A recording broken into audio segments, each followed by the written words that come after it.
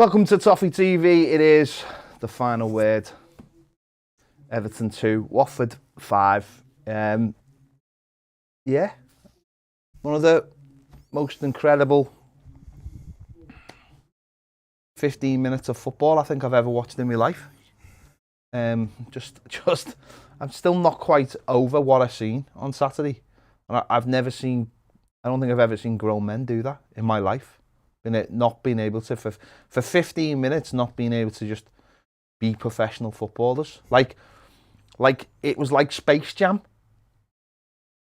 When the Monsters came down and took them out of their bodies, I've never seen anything like that in my life. And I was more stunned while it was going on than angry. The anger came afterwards, but at the time, I was just stunned at what I was actually watching. We were slightly behexed or something in those last 12 minutes. Me and Zach were just we were laughing when the fifth goal went in, because it was in disbelief. There was no indication with 15 minutes to go that there'd be anything other than an Everton victory. And the last 15 minutes, really the last quarter of an hour, I guess, was incredible. Almost like they'd forgotten how to play football. I honestly think you could have took 4 lads from Sunday League and put them in Everton's defence, and they'd have defended much. They wouldn't have conceded the goals that Everton conceded at the weekend. And there's a big issue there now, which I'm sure we'll get into, but there's a big problem in that squad, and it's a problem that's let down the last 4 managers, so it needs sorting. But it was embarrassing, I think, is the best way to put it. Yeah, it was just sheer embarrassment from our point of view, because as a game, it was an up and down game. Of course, it was. Oh, there you go, like the table. Yeah. We were out a lot of our best plays. Of course, it was always going to be hard. There's a whole spine there missing, so it wasn't going to be a straightforward game. But the signs were very favourable. With 15 minutes to go, we were in a great position. I didn't really see anything from them in the second half to suggest that there was going to be any kind of issue. And then we just threw it all away, and threw it all away in a fashion that was just ridiculous. Unacceptable. Well, unacceptable, absolutely unacceptable.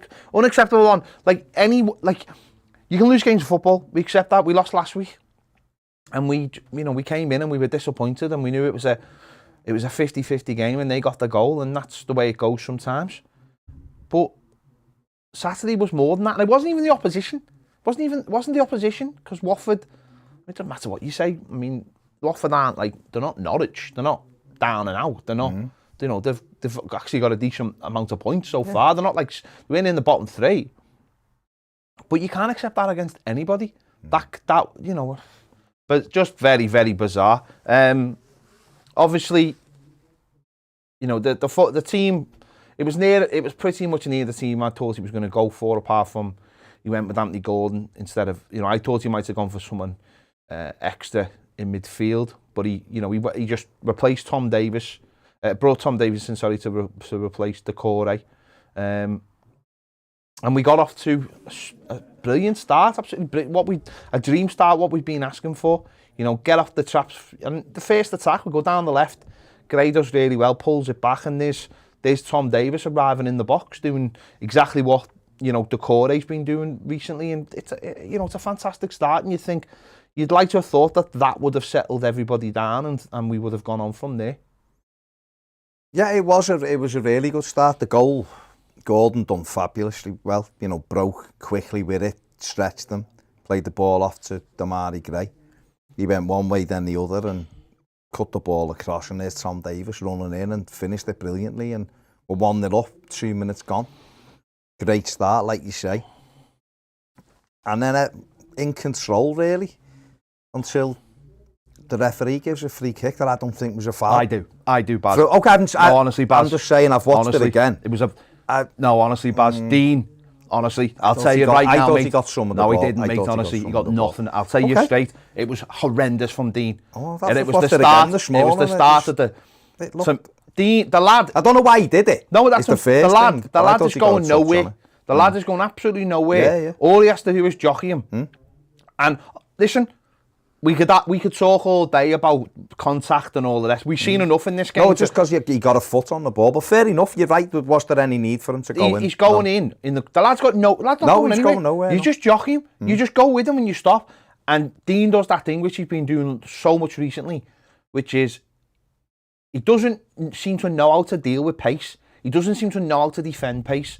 So what he does is he jumps in, and the lad just stood up. Yeah. The lad didn't even go anywhere. He just stood up, and he brings him down. I mean, I thought he got a bit of the ball, but there would have been a corner. So I mean, it wouldn't have changed anything. It was a set piece that we don't defend. But you're right. For me, all he has to do is jockey him. For me, all he has to do is stand him up, and he doesn't. He jumps in. It's like he expects him to move, and by moving he can, but he doesn't. So he goes. So the lad just stands up and he goes down, and then it's just a foul. And again, it shows to me the lack of. I don't know. It just giving free kicks away around the edge of the box. It's a lack of discipline, that to me, in defending. The real problem was whether it was a corner or a free kick. It was still a set piece. We had to defend. You're right. He shouldn't have jumped in. But I've seen it. He does get a bit of the ball. But if he's going, but it's irrelevant anyway because it was a set piece. But that's been an issue so far this season. You know, we've seen it. The Burnley goal back at Goodison come from a secondary ball off a set piece. We don't seem to know how to defend balls into the box. West Ham scored the winner last week from a set play. Yeah. You know, we've looked from day one unsure what we're doing. We've gone back from what seemed to be working for us under Ancelotti, and we know that it was David Ancelotti with the two banks of four defending. We've gone back to zonal marking, and we struggled with zonal marking until Marco Silva got it right. We struggled with it with other managers. I mean, last year it was on set pieces. It was zonal marking to a point, but there was a lot more. Players took responsibility as well last season, and of course, there's no Mina, there was no Richarlison, no Dom. So you're taking three players out of that, and I appreciate, and Decore, of course, and Decore. But there does. So it's not just about zonal marking. It's just I don't know. How, it seems to have slightly changed. And one of the big issues is all these goals seem to be in the area Ben Godfrey's in, and he can't time a jump. No, it's not good. And this goal comes from Ben Godfrey. It comes in, and Ben Godfrey loses the header. It drops down. Tom Davis is not tight enough. He's lost Josh King, and Josh King's got a tap in. I thought straight away it was a goal. I must admit. I know at first I was hoping. and the linesman put his flag up, and then it came back that it was a goal. But I've seen it again. It's not even a question. No. I don't even know why they took so long. I don't know whether they were thinking there was a push or something, because when you watch it again, it's a flick and King's on side. Well, it's also a leg, isn't it? From whoever's over on the left hand side. on the left hand side. So, but and they're back in it. And do you think the way we're defending, Sepp, I don't know, we'll talk about the other goal in a minute, but maybe Michael Keane needs to be at the front. Michael Keane to stop the ball coming in. Michael Keane needs the biggest one. Right, Ben Godfrey is terrible in the air. Right, he's gone backwards this year, and I know COVID is a big reason for that, and I appreciate that. But he's gone backwards, and in the air, all three set pieces we conceded in the last two games have been down to him. They've all been in his area, and he's lost every single challenge. Michael Keane has to start either talk. See, this is the problem when you've got no leaders in your team. This is the problem. No one's prepared to put their hand up and go, we're not doing that anymore. We're doing this. Turn around to the manager. And listen, I don't know what goes on at the training ground. Of course I don't. But this is the problem when you've got no leaders, and you've got no... Michael Keane, I've said this for years, he's not a leader, and he doesn't take responsibility for anything, and he's just what is he? I don't know what he is. I want my centre back there. We've grown up with them. We've grown up with Ratcliffe. We've grown up with Watson. We've grown up with Weir. We've already grown up with here. But you know, you have one centre back all the way through. Jagielka. And he was lucky because he had Lescott next to him, who was another one. You have players who take responsibility and go, this isn't working. No, that you lost that first one, we'll swap now. And I'll take it because I'm going to go into that area and you see that fella coming in, I'm going to look after him. And they don't, there's no one, because there's not a leader amongst them. And this is where, when people talk about like that kind of side of things, it frustrates me, because as soon as he lost that first one, for me, Keane should be going, I'm just going to run through brick walls. This is where other centre-backs, top centre-backs, I think, that's the difference. They grab all the situations. Ours don't. And Godfrey's going through a bit of a bad time, and he's a young lad, and he actually needs someone next to him to actually, to do that kind of thing for him. Take you out of that because you're not winning that. And it's so obvious with Yerry Mina. And it's when anyone ever criticises or talk about who's the best centre-back, I mean, it's Yerry Mina, my God, it's like day and night. Yeah. When he plays, there's authority in there. There's authority, and there's a player who's willing to battle and have a go and talk to his other players and pull them in and tell them where to be. And when he's not there, the other three haven't got anything between them. And it's a real... You can understand why, Benitez or Ancelotti before him really wanted to go out and buy a centre-back who really know that they're going to, on any day, is going to address a situation and see it and see what's coming and say, that we lost this. Because even for me, I look at this, you look at who people are marking in the box, and it does seem to be very mismatched, and you want someone in there to go, let's swap, whether you keep zone marking or not, let's swap zones. You go in here and I'll go in there, because look who's in my zone, that big Groch. Okay, it was the first opportunity on Saturday. That was their first chance and they took it. It's getting to that point now where everyone looks worried on set pieces. Once you go into, we've done this with Marco Silva, is that it gets to a stage where you can see the corner or a free kick and everyone's on edge. Everybody's on edge. And once you've conceded 2 or 3, you concede a ridiculous amount, because every time you feel like you're under pressure off every set piece. Where last season, okay, we were in the stadium and all that as well, but we were comfortable off set pieces, defending. The commentators were still going, I don't know, this is a weird setup. In March, we've been playing the whole season, and we had the best defensive record off set plays last season. Up to, I don't know what it ended up, I just know that in March we were still at the top of the thing. This year we just look like any corner we concede, we're in trouble. Because and this isn't a criticism of Jordan Pickford, he's been our keeper for 4 years, but he's not the biggest keeper, so he's not just going to come and claim things. We've seen last week there was an issue with him claiming something that should have been bread and butter to him. So we have to get everything right in front of him, and we're not. And on Saturday, I actually felt sorry for him, because I don't think he, other than laying down like he did for the last couple of goals, but he was trying to make them choose a corner. There was nothing he could do.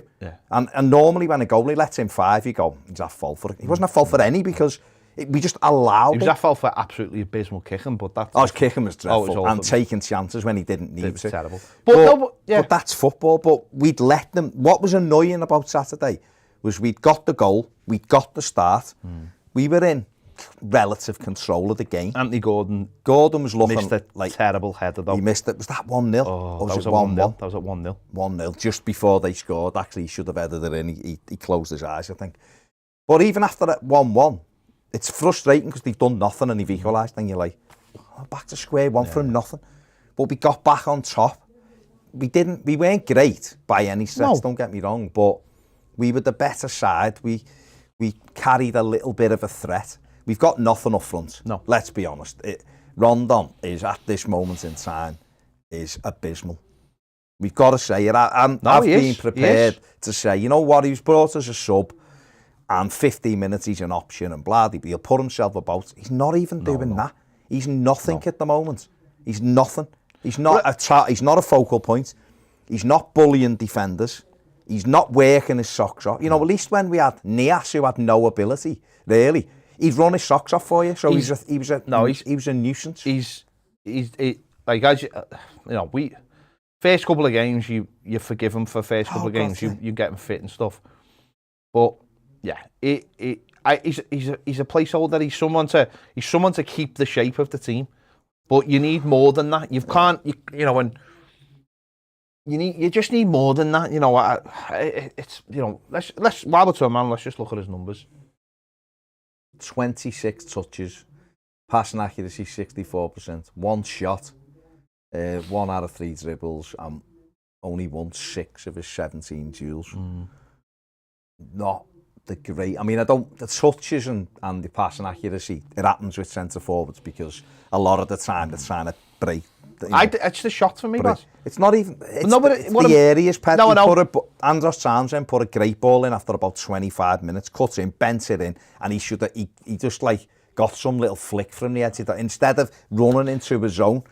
But that's what I mean. That's what I mean. Though the shots are a clear indication of not being. You're a centre forward. You're supposed to have shots. Doesn't matter where you take them from and where they go. You're supposed to have shots. If you're up against the best side in the country or one of them, then yeah, you might get 1 or 2 chances. No disrespect to Watford, but they're not the best side. They just come up. They've got a good work rate about them, and they've got a little bit of a threat like a lot of teams have. But they've just been bounced 5-0 a week before. Liverpool just tried back-to-back 5-0 away wins, which is incredible. By the way, so they're the top side. But they come to Goodison and went behind in 2 minutes. So their confidence isn't flying. And yet your centre forward isn't in the penalty area. He's not running it. Where was he for Tom Davies's goal? He wasn't even in the picture. He wasn't in the thing, and it's like, they're your zones. Do you know what I mean? Maybe not in that moment, but throughout the game. I genuinely feel you could have done better on Saturday. And I mean that. Because he lumbered around the pitch. Natural areas. He just lumbered around the pitch. He never breaks into a sprint. And you see, this is what, when we were we weren't defending it. What we were saying last week was, you can understand why Benitez picks that. But, you know, when people are saying, give Dobbin a go, well, I'm sorry, but on Saturday, after like an hour, I was thinking, I honestly don't think he'd do a worse job. And it's not, he wouldn't be able to do the same. I think that's actually a really good point. He wouldn't do a worse job. And that's it. That's the point, isn't it? That's no slur on Lewis Dobbin. He's an 18-year-old kid playing in the 23s.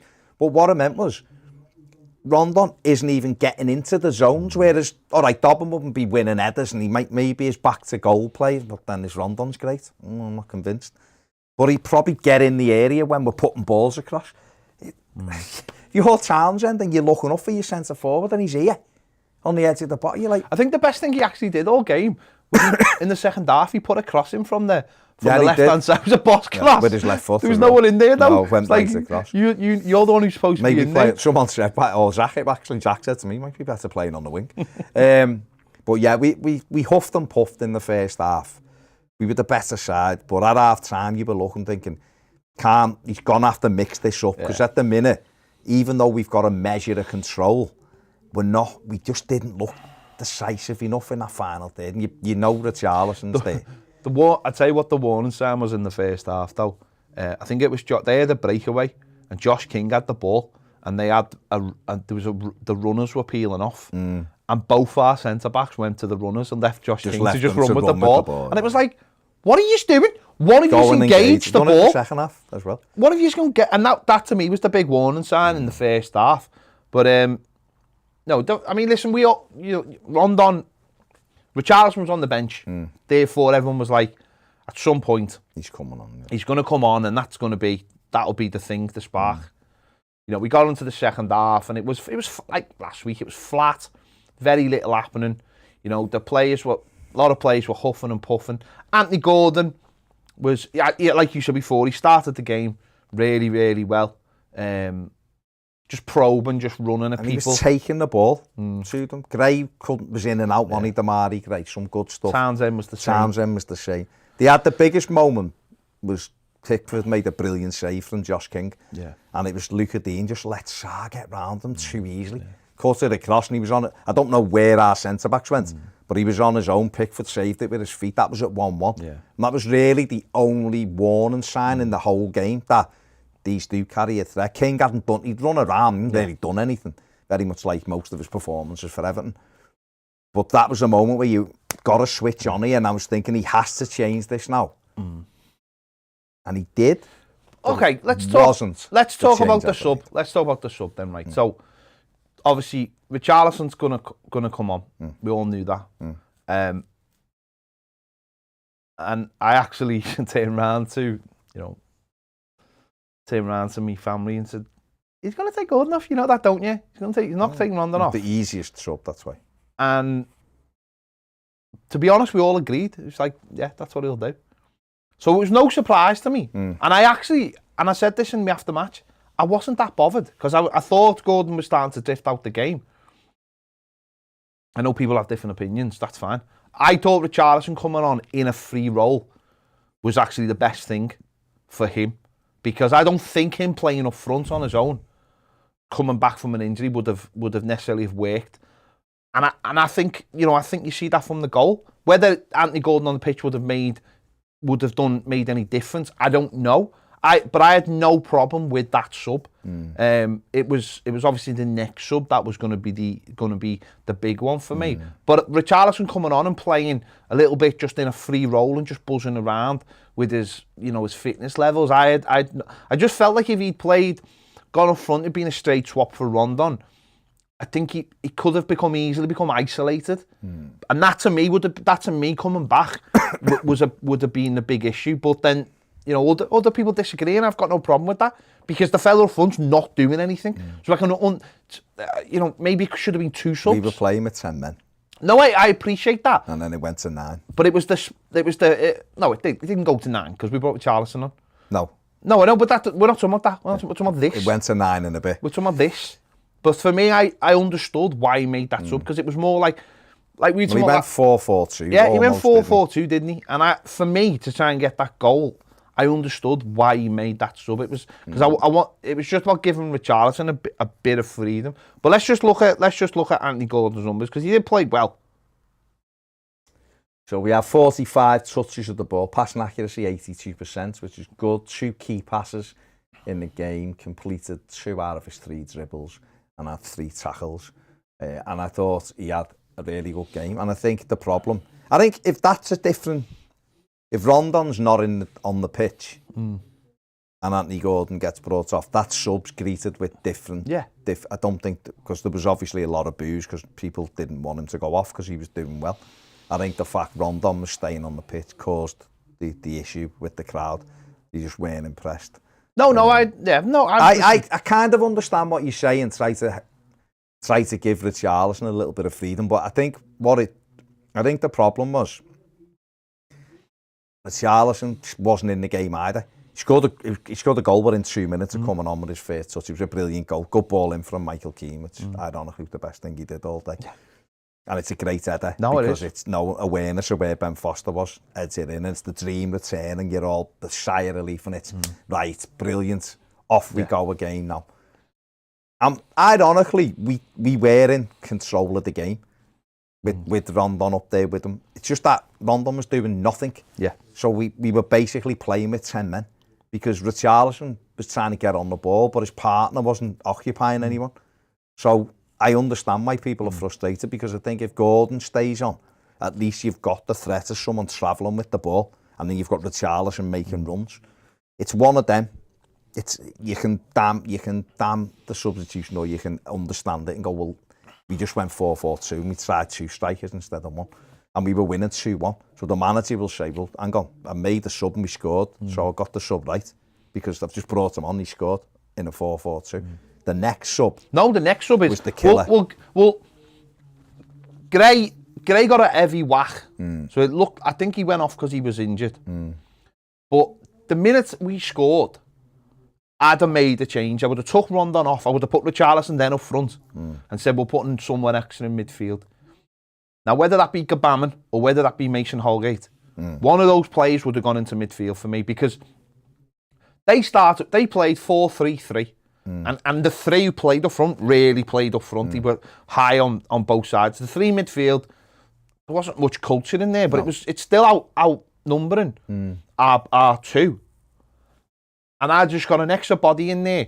Richarlison up front, so you've got a runner. And then you've got Gray on one side and you've got Towns on the other who are going to work for you. If he's taking Gray off because he's injured, what are you doing? The only option was... No, but I'm just talking about before that, though. I'm talking about before that. I'm saying the minute we score, I'm making that change. I'm making that change then. I'm saying, right, there's 15 minutes to go or 20 minutes to go, whatever it was.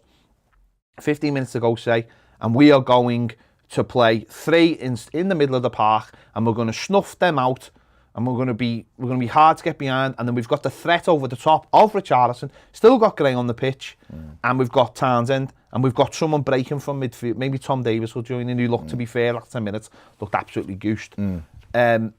That's the sub, and I know we're going to talk about the other sub, but that's the sub I would have made, because you're right, Rondon, then you're 2-1 up and you're saying, well, what do we want? Well, we want to close this game out. And I don't understand why you made, because I would have started with 3 midfield anyway.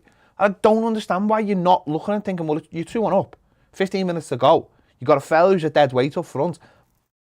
Let's put someone in midfield. I'm just looking and going, I'm looking at it now going, what's the point of, I would love to ask the question to the manager, what's the point of Jean-Philippe Gbamin? What is his level? Can he play football? Why can't he play for 15 minutes of a Premier League match? Why is he on the bench if he can't play? What's the point of him? That's what I would like to... Forget about any other sub. I want to know that, because that to me is like a fundamental issue at Everton. We've got people sitting on the bench who are never going to play and, come back for injury and all the rest of it. I appreciate that, but it's nearly November. This fella hasn't kicked the ball yet in the Premier League. He's been fully fit for 5 weeks because he's been on the bench for 3 Premier League games. I want to know what's going on with this lad, because if this isn't an opportunity to throw him on a midfield and mix it about, then when is ever going to be an opportunity? So that to me is the question mark that hangs over the head of the manager for this game. The sub he make, Gray goes off if it's an injury, then I can understand why to come off because it's an injury. But again, then put Richarlison on the left, leave soft alleys up front if you have to, and bring that centre midfielder on. Why would you? You're closing out a game. We're being overrun in midfield. One of the lads in there, Tom Davies, is knackered. He hasn't played 90 minutes competing in the Premier League since the back end of last season. You're leaving him in there with Allen. Both of them look... I mean, we see on one of the goals, they both shit out of the tackles. First it's Allen, tries to nick it, lad does him. Tom Davies does the same thing, tries to nick it. We've seen it for the second goal, both Tom Davies on the edge of the box, aimlessly swinging his leg. You need help in centre midfield, and you bring on some dope who hasn't done anything for us in 2.5 years. That's those subs. That to me, the first one, as I said, I can take it or leave it with Anthony Gordon. Managers come out after the game and said, the lad hasn't got 90 minutes in his legs. That's fine, but then, and Rondon has. No, well, but he has no pass. No, why? Because he runs like this. That's why, but that's... terrible. See, that, even though I think Benitez has done a good job up to this point to do, but I think the last couple of subs in the last couple of games, he's let himself down. But don't come out with stupid comments, and that's a stupid comment for me. There's a fella up front. Problem is, though, fella up front's done nothing. The problem is, though, Baz, you're telling the stupid comments to people who are going to nod and agree with you and are not going to question you and say, hang on, well, how come Rondon... Has Rondon got 90 minutes in his legs? Because I want to know the question to that. Because I want to know the question to that. He's got 90 minutes in his legs because he doesn't move for 90 minutes. They got 3. His grown roots are good. See, we had a chance to make it 3-1. We had a free kick on the left, I think it was, and Luca Dean put it in, and Michael Keane, he's got to score. For me, wins the header cleanly and heads it wide. Got to hit the target. Foster's beaten with the header and it goes into the side net. And I would have gone 3-1. It was game over. Then he makes the change and brings Iwobi on. And Baines is having Baines. I wish it was Baines. Dean's having a terrible game anyway. And you stick Iwobi in front of him. And there's your left-hand side gone. It's gone. Your left-hand side's gone because Dean... I think Dean had his worst game of his Everton career on Saturday, personally. I thought he was half an hour. I thought he was terrible all game, Baz. I thought he was dreadful. And I go back to the first foul. I thought he was dreadful all game. I thought it was his worst game we've ever seen him play. Back as well. It's so annoying. Well, the passing back was the whole symptom of the whole game. It was. But you're right. The midfield, there should have been. We screaming for someone to go in midfield and just help them out. Just close the game for, like you say, 4-3-3, go 4-5-1 if you like. Yeah, 4-5-1. Doesn't matter, we're winning. It was about getting the 3 points back we'd blown the week before. That's what it was about. It was about getting control. And just keeping hold of the ball. It was about having control. And what we did when we brought Iwobi on was we handed the control back to them. Because then we had... Well, he scored within a minute of him coming on. Then we've got one up front. We've got Richarlison, who comes off the bench, he scores, but he didn't look particularly fit. He just done his job. of scoring a goal. You got two in midfield who look knackered. You got 4 at the back who look all over the place. Were you surprised he didn't make another sub? I was. Not with this track record of subs. I was stunned when it went 3-2.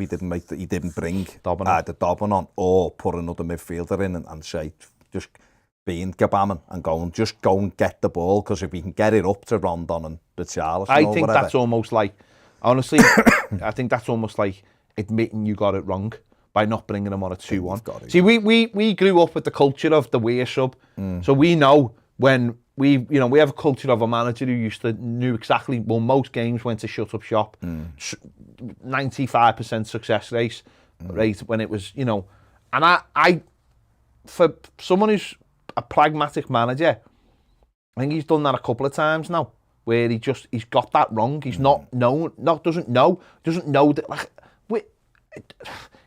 there's always the phrase, you see them every day. Well, we've seen people like Iwobi for 2.5 years. We know he's got honest to God, he's got a heart the size of a pig. Yeah. And I'm not asked in saying, no, I know we have. And I'm not asked in saying that he's not an Everton player, and he never will be an Everton player. And I've said it a million times, he's the worst pound for pound buy Everton have ever made, in my opinion.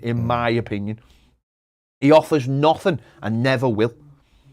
And you bring him on, and you say, and what are you asking him to do? You're asking him to protect your full-back, which arguably Gordon had done. You've seen that, won a few tackles. And you know you're not going to get that from him.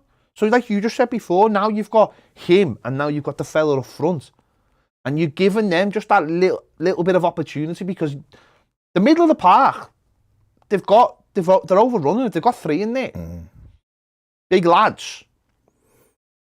And you've seen that from the equaliser.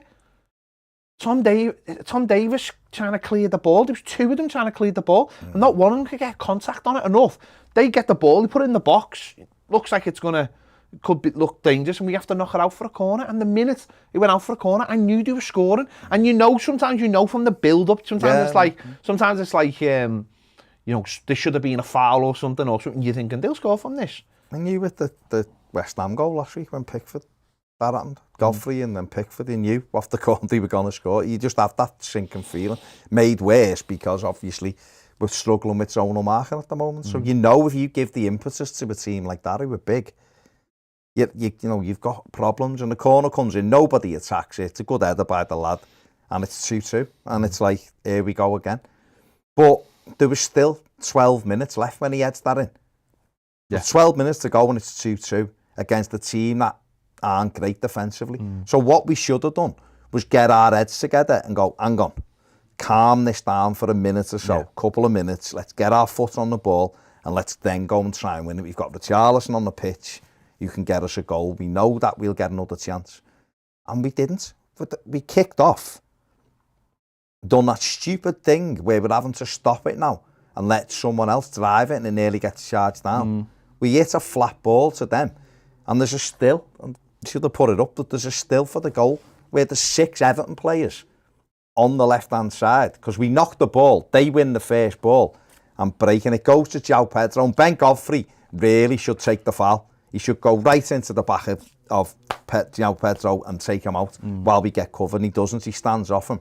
Sarr breaks, he plays it round the corner, and Michael Keane's got 2 of them on him, and Michael Keane's not cutting it out. He clips it across, and Josh King's there to tuck it past Pickford, and you've conceded 2 goals in a minute, which Everton are very good at. This started at Old Trafford in that friendly, carried it on at Aston Villa, and we done it the other day. And it has happened in some Premier League games. Teams have just had those moments where they've got the goals, but we've gone from being 2-1 up to being 3-2 down. Why does anyone think knocking it back to a player and kicking it like the NFL is sensible?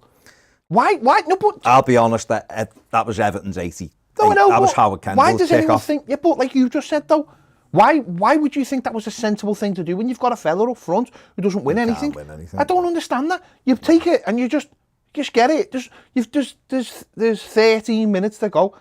Or 12 minutes to go or whatever. There's enough time. Just get the ball and start working it and thinking like, no, bang it forward. We didn't even get the thing what Kendall used to have them doing was it'd be knocked back to Sheedy and he'd hit it, but he'd over-hit it. So what he'd do is he'd aim for their corner flag.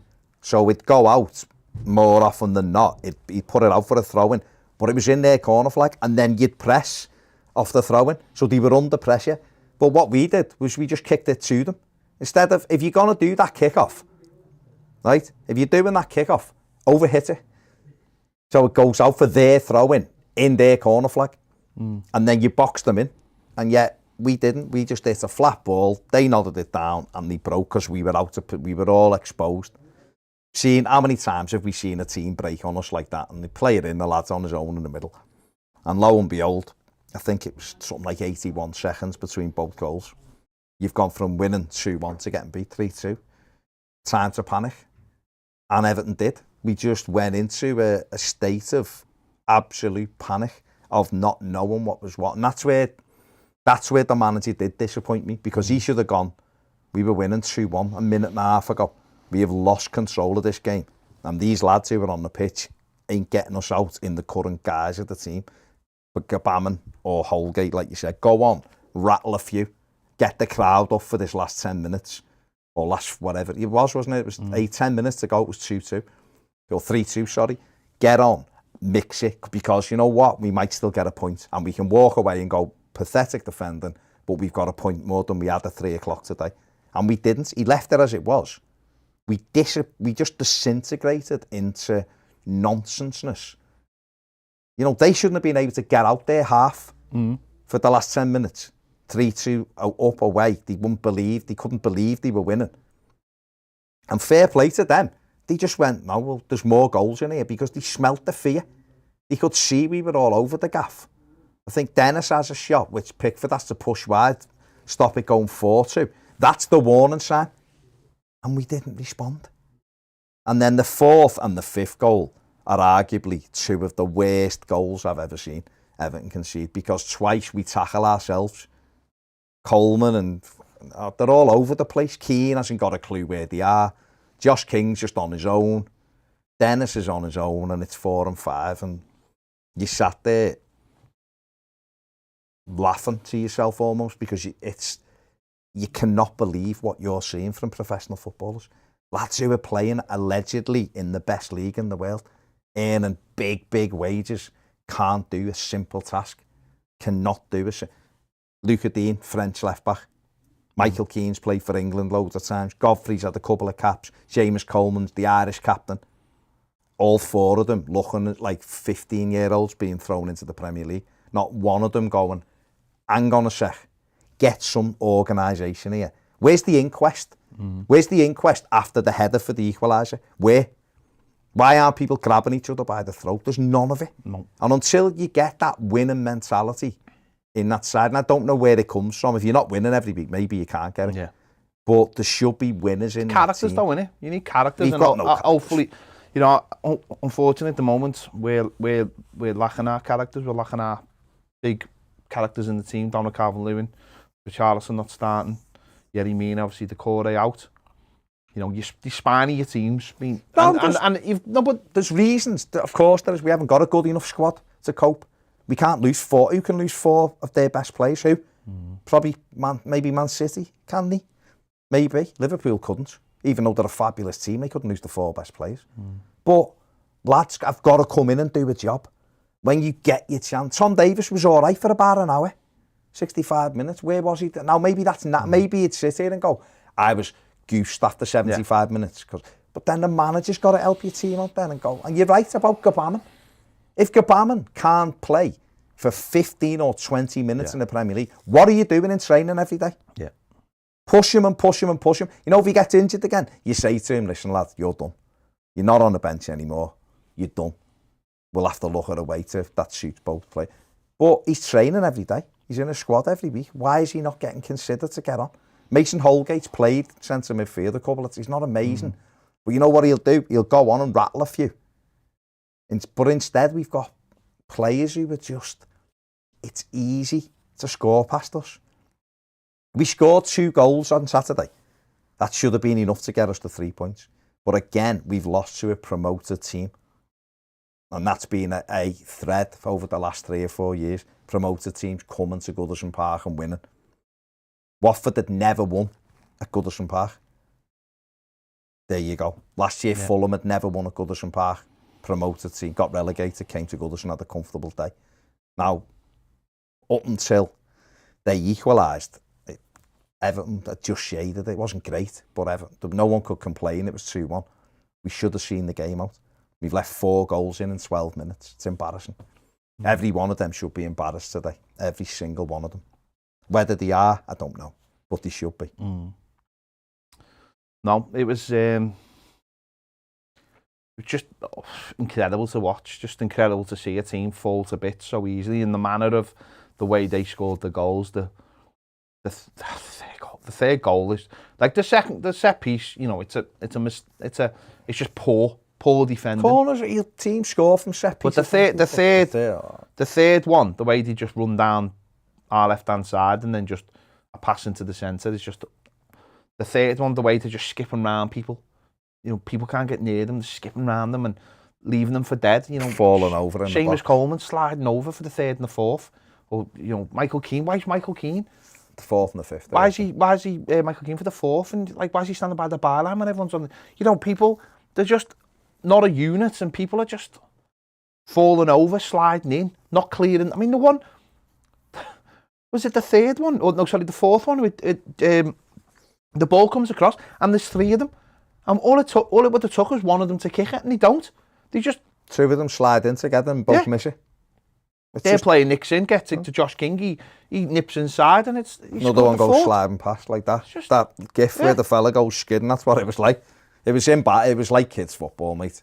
It was absolutely. I've seen better defender in Jack's league, mate. Honestly, it was embarrassing, and those fellas pick up a hell of a lot of money to be that bad. That there's got to be. They've got to look at themselves and ask themselves questions about each other. Yeah. They've got to. You can't just go out this. You know, they interviewed this group of lads are great, the easiest dressing room I've ever been in. They're great. Everyone gets on.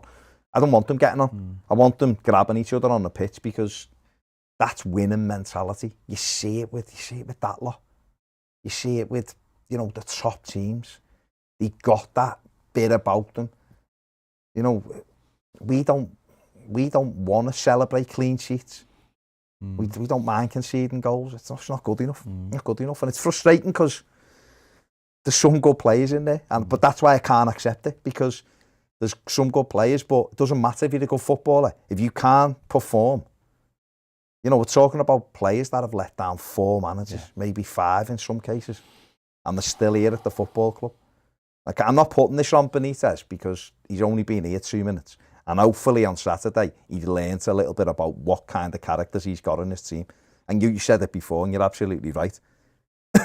Maybe his priority will very quickly become a centre-back who can organise, who will put his foot in, and who doesn't like conceding goals. And it mightn't be centre-backs we want. You know, mightn't be the sexiest centre-back who can do Cruyffs and skip past players. It might just be industrial centre-backs. Might be someone like Tarkowski. Somewhat Cody, one of them. Not that he's any, you know, I just mean those kind of people who've got a voice, and you put them alongside Yerry Mina. You know, Ben Godfrey might be the fact that he has to play full-back. Maybe he has to play right back and Seamus has to drop out. Sorry. But if Godfrey, he might, okay, we have to Godfrey might end up playing left back. But what I'm saying, you know, but that's right. Because at the moment, he's not playing well. He's all over the gaff at centre-back. There he is. And I look at him and go, he could be really good if he can polish up. But what do we do? Do we keep leaving him there in the hope that he learns? Or do we go, right now, we still want you in because you've got capability, you're quick and you're strong in the tackle.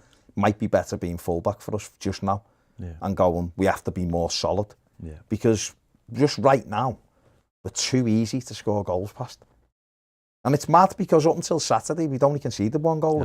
The most we conceded in a game at Goodison was 1. Obviously there was no Decore, obviously, and Tom Davis had to take that role.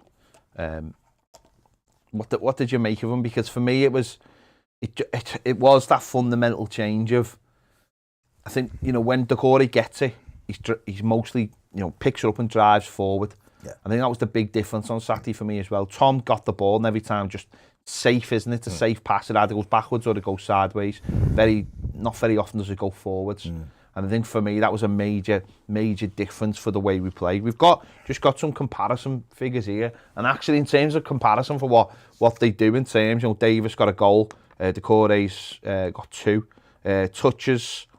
Davis have 50, Decore averages 57, key passes none, Decore averages 1.1, pass accuracy 83% for Decore. Tom Davis tackles 3, Decore's averaging 2.5. So in terms of the actual those kind of numbers, quite similar, but it's the intangibles, isn't it? It's what Decore does. It's the picking up the ball, it's getting it forward, nicking it. Yeah, it's nicking it high. Maybe one of the things. Well, I'll just what's changed really is the style of the players, though. I think Tom Davis, I deleted my Twitter app at 5 o'clock on Saturday, so I didn't go on it because I couldn't be bothered with everything that goes around it. But I think, in general, I think he was all right.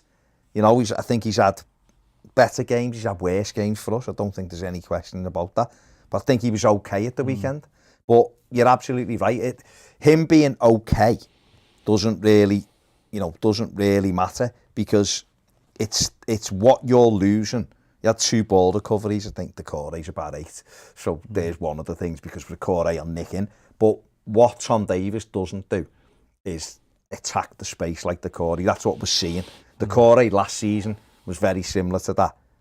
Because he was having to be defensive, we weren't seeing him affect the play at the other end. This year, the big change and the big thing that's been key in our team is Decore getting it, doing what he did at United, breaking into that space. Davis done it brilliantly for the goal, but then didn't do it again, didn't break into the box again. Decore does it naturally, and I think just his physique and is the ground he covers just means it looks like we've got more men in midfield. Tom Davis is a number 6 who will sit and will just, like you say, it's nice and safe, and he will go and put tackles in, although he did shit out of one, which is a bit unlike him. But in general, he'll put tackles in, he'll get it and pass it, but he's not Abdoulaye Decore. No. And you can't put, for me, just replacing 2 in midfield with Tom Davis for Decore is never going to be the right thing to do, because you're losing so much from him. You almost have to change your style to put 2 midfielders in to do what Decore does. He's been linked with Mathew today, so if they're looking for a midfielder, Decore. So that's the kind of thing that you're looking at. You want someone to be able to do those jobs, and I think maybe Rafa Benitez, moving forward, will have to say, we have to go 3 in midfield, and I have to sacrifice that attacking midfielder. It's okay having 2 and having someone in front, so you're going your job to get in there. Damari Gray, asking him to do it. I think he's out the game when he does that. I think he's better wide. So it might have to be Anthony Gordon has to come out at the minute, or Townsend comes out and Gordon plays there. He might have to cover the midfield by putting a Gabama in with a Davis and with an Allen and going, you 2 are almost doing what Decore does for us. Because we haven't got anyone like him to replace him. It's going to be interesting to see. We've got a week now till Wolves, and those players left the field to, well, whatever fans were left in the ground, but certainly let them know the feelings anyway. And because it was just, as I said, it was just horrendous. It was just an horrendous day where everything come to the surface, I think. You can lose games of football, and you will, and Everton will lose more games this second. Absolutely. I can't guarantee many things in life. Taxes, death, but Everton will lose more games this season. But it's the manner in which you lose. And I love Seamus Coleman. I absolutely love him. But I will not have him being part of that defence and then going, oh, I'm sorry.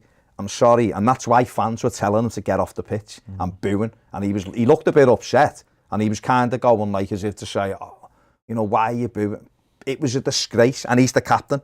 So he has to take control of that situation at 3-2. Sliding in and tackling his own players, leading to a goal. If you've been exemplary through the game, then you should be fuming. You shouldn't be there turning around to the fans. We don't want to hear it. Go and get them players and get them off the pitch as fast as possible. Get in that dressing room and start the inquest as to why none of you can defend properly. The fans were absolutely... I'm not a big believer in you should boo and all, but they deserved it at the weekend. It was a disgrace. It was 12 minutes of calamitous defending. And sometimes you have to let them know how you feel, because we've sat there for year after year after year. You know, certainly since Moyes left, we've had one season which was really good, which was Martinez. We've had a couple of other seasons where at times it was decent, but we're talking 7 years since that first Martinez season. We've had a lot of money put into that team as well. Yeah. And every year it just seems like we move the pieces around and we witness the same crap year after year. Other teams have managed to make progress. Yeah. And yet we seem to have some good players, but we're never, for one reason or another, we're not doing it. And I think we're getting, and don't forget, as well as me saying it's been 7 years since Martinez, Moyes was nice and stable and it was decent, but we didn't win anything. Yeah. You know, in terms of being winners, we're starved. Regardless of what we did under Moyes, I mean, it doesn't really matter. The point being is, in the last few years have just been an absolute farce. As far if you're looking from the outside in, we're a farcical club, because you only have to look at like the likes of Leicester and the likes of West Ham and how quickly they've turned things around without actually doing much. I mean, you know, that's what annoys you. It's just that it doesn't seem to take much. It just seems to be able to, you buy 2 or 3 good players, and listen, of course we've got injury problems, and of course I appreciate that, but you look at like just our bench and you just think to yourself that it all looks from the outside like just an absolute mess. Like it just looks like an absolute mess, and what makes it worse is when there isn't, when people do have inquests, there's so many people to point the finger at. And that's the worst thing. And at the moment, there's, you know, I know when these things happen, everything does come out and you do start blaming everyone and starting having those inquests, but you can't blame people for doing that, because the club just seems to be run like a corner shop. Because of and all that takes is saying, when you say something like, yeah, but look at the injuries, you go, yeah, but so what? Why haven't we got acceptable replacements for those players? Why we've got a left back who's in terrible form, so why haven't we got another left back? We've got a 33-year-old right back trying to get up and down the pitch. Why haven't we got a young, hungry right back who's gone in? It's like, you know, all that, you know, people will say, well, why are you blaming them? Why are you blaming them? Well, if it's a culture within a club of, why have we got to the place where we are now? You know, there's so many people to blame, and it's understandable why people will start pointing fingers when things like this happen. Frustration, isn't it? It is. Because you hope that you're going to see progress. And it was easy. Under Moyes, we had something to hide behind, didn't we? We had no money. So we could only go so far. So you'd always turn around and go, oh, if we had a bit more money, if we had money, we'd be able to get to the next step. Whether people liked Moyes or not, or liked the football or not, we were always very competitive, always. West Ham are doing it. West Ham aren't great, but they're competitive. You know, what's a bit of the game yesterday? That was nip and tuck with Spurs, and then they get a set piece and score from it. Win the game. Same 2 in the week. 2 in a week. But guess what? The 4th or the 5th, whatever. We'd all be taking that. We sat here 2-1 Saturday. We'd be made up. And that's the thing, you know, a couple of wins and everything changes again and you start going right. But what we got to do is we have to correct these moments that we're seeing. We're seeing fundamental issues, and you're absolutely right there with the squad. We haven't got fit for purpose reserve players. Not even players who are great signings or great players. Just lads who can like for like. We should have a Decore light. He mightn't be as good as Abdoulaye Decore, but he can almost do the job that Decore does in a similar vein. The centre forward we've got is shocking at the moment. But he should have been allowed to come in and build his fitness up to a level where he's then on the bench, because we should have had another one who can go and do that. Right back, left back. So there's big issues, and this, to me, and I know a lot of people want to blame the manager, it's not really on the manager. He's made mistakes in this game. Yeah. Undoubtedly, the substitutions, he's had a bit of a mare, really, Benitez, but the bigger issues aren't really with the manager. The bigger issues are the culture that's gone on at our football club, in particular since the new owner coming, because nobody has driven the bus properly, because it seems like 5 or 6 other people put their own in. Aye. So, right, let's just have a look at the stats from the game. There you go. I mean, 20 shots from How Watford. can Watford have 20 attempts? 8 at on goal? target, 6 big chances, 50% possession. Which is mad because possession. Everton had one more pass. Yeah. See, people were moaning at the possession. We've actually better when we have less. Yeah. But yeah, I mean, a lot of Watford shots came in about the last 10 minutes. Mm. I think on the XG, yeah, Everton were comfortably ahead till it went 2-2. And then we got done. So there we it go. was a bad day at the office. Terrible day. We're gonna continue on Patreon live, getting on questions from our patrons, and go over this a little bit more. Maybe with a little, bit more anger, maybe a bit more feeling over on Patreon as we unload. If you want to join us on there, the link's in the description and it'll be on the screen. Don't forget, give this video a like, subscribe if you haven't already. And yeah, we'll see you next time. Take it easy.